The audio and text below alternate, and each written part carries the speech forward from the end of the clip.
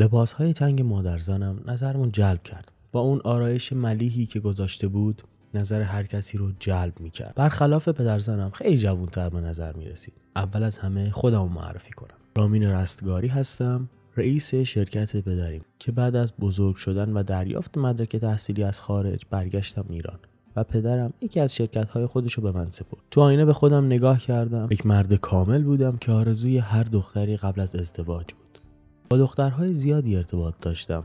2 سالی که با شقایق ازدواج کردم. ازدواج سنتی که با خواسته پدرم بود. به قول خانواده‌ام آدم باید با طبقه خودش ازدواج کنه. منم وقتی دیدم شقایق از نظر زیبایی چیزی کم نداشت، هیچ حرفی نداشتم و قبول کردم. در حال پوشیدن لباس بودم که صدای زنگ موبایلم به صدا در اومد. گوشی رو برداشتم، از طرف شرکت بود. امروز یادم رفته بود که معامله مهمی با یکی از شرکت‌های بزرگ تهران دارم. از افکار خودم بیرون اومدم، کتمو پوشیدم و سویچ ماشین رو برداشتم.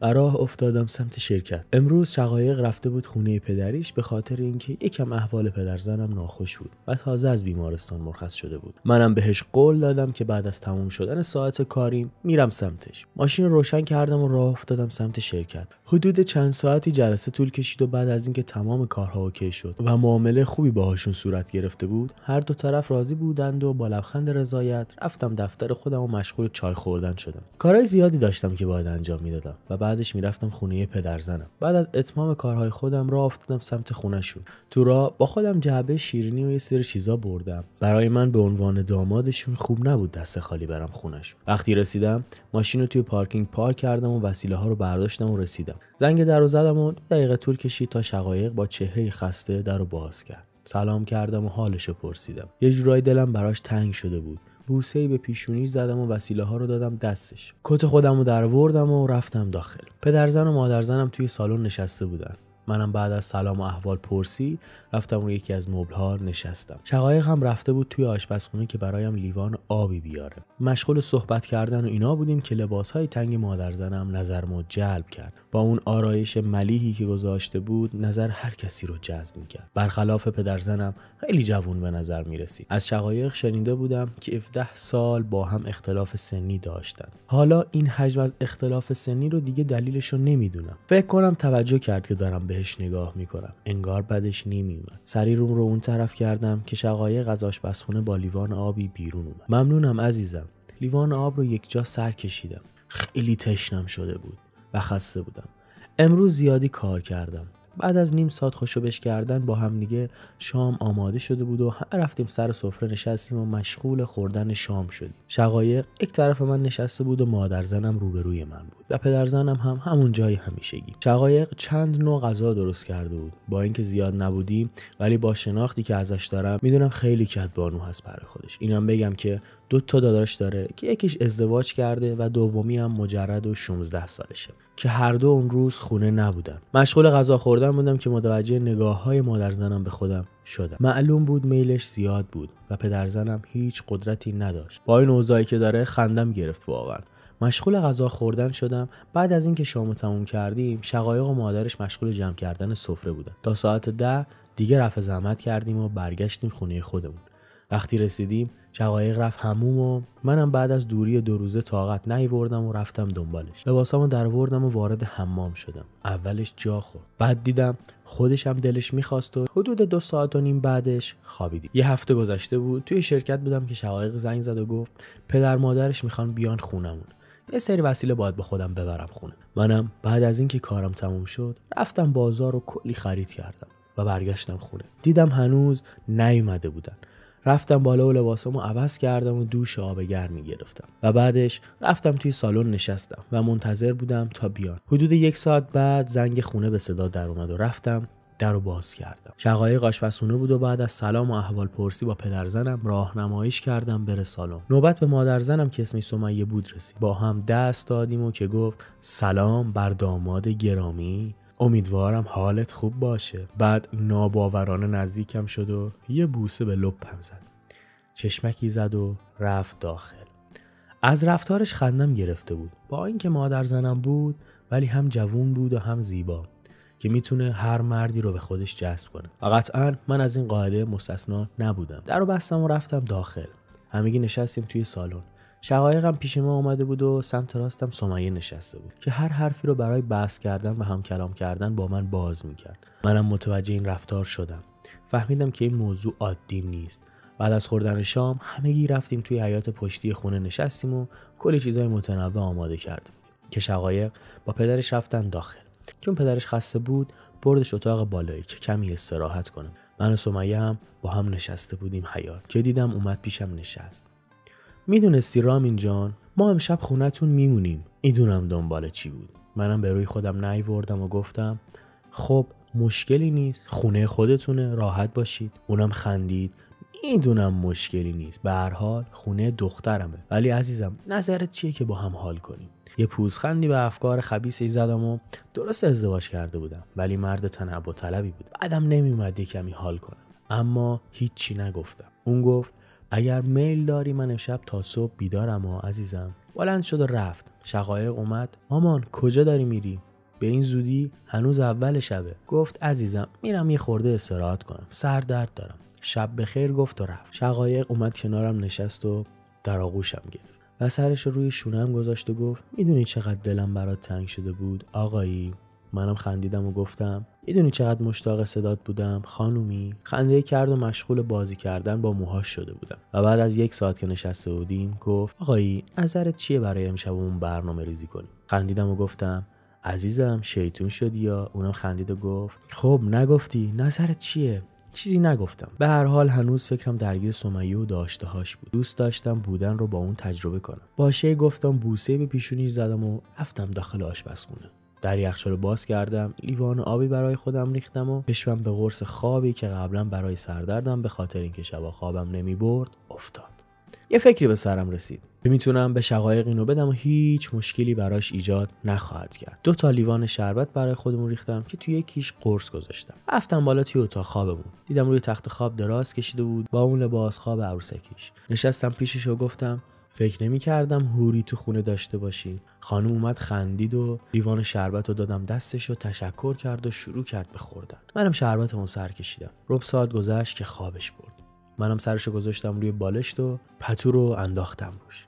بلند شدم و عطر جذابی زدم که دیدم صفحه گوشیم روشن شد. باز کردم دیدم سمیه بود. نوشته بود من اتاق مهمونم عزیزم. لبخندی به لبم اومد و رفتم پایین. توی اتاق پدرزنم دیدم که خواب چراغا هم خاموشه. پدرزنم توی اتاق پایینی بود، به علت کمردردی که داشت نمیتونست بیاد اتاق بالا. سمیه هم بدون اینکه کسی بدونه اومده بود توی اتاق مهمون. در آروم باز کردم و رفتم داخل و درو بستم. چشمم بهش خورد. روبروی من ایستاده بود. لباس کوتاه بنفش پوشیده بود و اندام جذابی داشت و گوشت سفیدی که هر کسی با دیدنش یه جوری میشه. وقتی منو دید لبخندی زد و اومد سمتم و گفت خوش اومدی عزیزم. در آغوشم گرفت. میدونستم میخواست تمایلمو بیشتر کنه. منم از خدا خواسته بلندش کردم و گذاشتمش روی تخت و گفتم حالا که خودت اینو انتخاب کردی بهت قول میدم بهت خوش بگذره خانومی.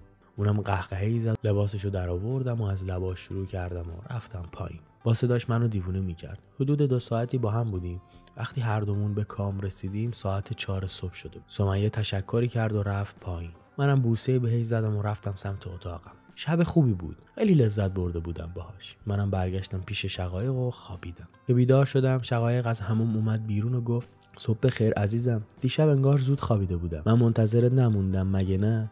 گفتم عزیزم خسته بودی، اشکال نداره، فدای سرت، قربونت برم، ببخشید. بوسه‌ای به پیشونی زدم و رفتم حمام. بعد از اینکه حموم کردم و لباسامو پوشیدم رفتم پایین. صبحونه خوردیم که چشمم به سمیه افتاد و با لبخندی نگام میکرد. منم با لبخندی جوابشو دادم. حدود 2 هفته گذشت که جایی نرفته بودیم. حتی سمیه رو فقط 1 بار دیده بودم و دلم براش تنگ شده بود.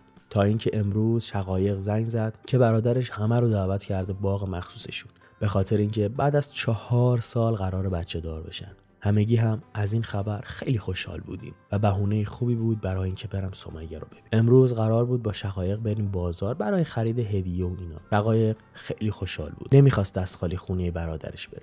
داشتیم بازارگردی میکردیم که چشممون به عروسکای کوچولوی خوشگل افتاد. شقایق تصمیم گرفت برای بچه کوچولویی که توی راه بود اینا رو بگیر. صورتی آبیشو گرفت به خاطر اینکه جنسیت بچه رو نمیدونستیم. گفت نظرت چیه؟ ببین اینا چقدر خوشگلن رامین. منم گفتم بله عزیزم، چی دوست داری بخر. گفت دلم میخواد همشونو بخرم. ای کاش واقعا ما هم بچه دار بشیم. منم بچه خواست آخه. از رفتارش خندم گرفت. به وقتش عزیزم. حتما. اونم خندید و بعد از اینکه خریدیم و کارمون تموم شد رفتیم سوار ماشین شدیم و برگشتیم خونه. قرار شد فردا بریم باغ برادرزنم. فردا که شد آماده شدیم و راه افتادیم به سمت باغ. از شقایق شنیدم که پدرش سمیه و برادر دومیش هم رسیده بودن اونجا و همگی منتظر ما بود. به خاطر کارم با چند ساعت تأخیر حرکت کردیم و حدود 1.5 ساعت تو راه بودیم که رسیدیم باغ.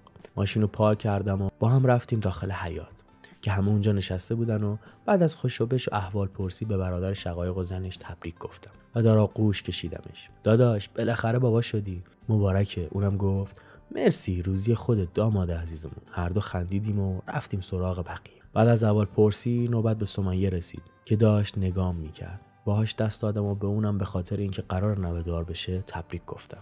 با اینکه سنش بالا بود اصلاً بهش نمیومد صاحب 3 فرزند باشه و منم داشتم به این موضوع فکر میکردم که از ارتباط با این زن چقدر لذت بردم.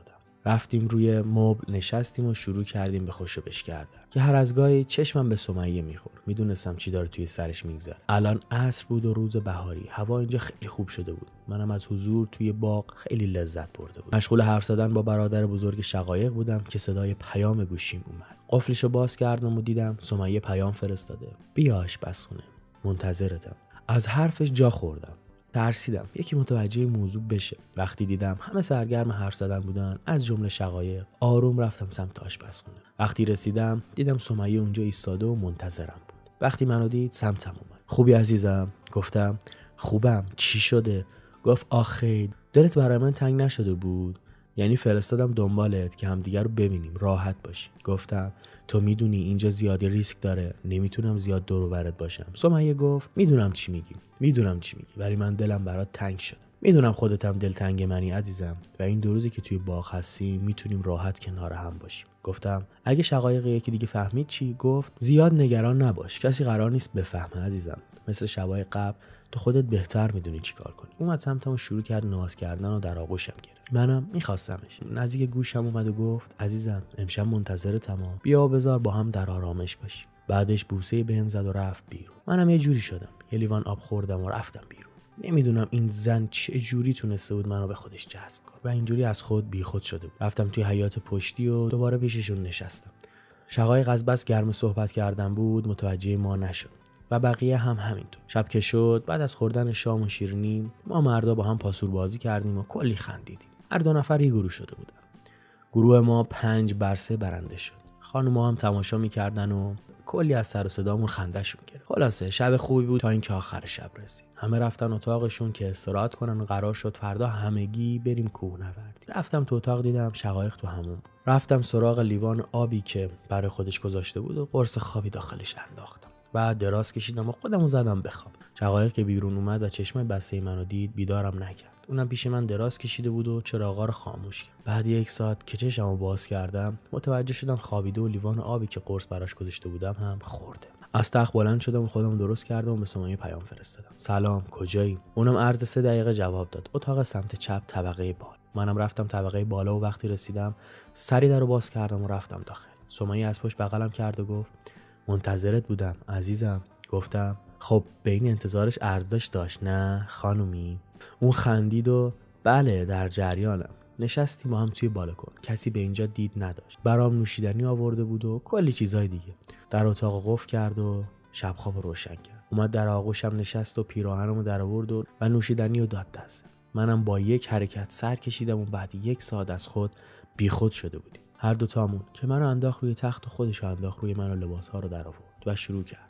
منم حالم دست خودم نبود. دوباره یک ارتباط از نو بین من و سمیه شکل گرفت. صبح که شد ساعت 7 بود و سردرد گرفته بودم. متوجه وضعیتم شدم. سری لباسامو پوشیدم و رفتم اتاق خودم. دوباره خوابیدم و نزدیکای 12 ظهر بود که شقایق بیدارم کرد.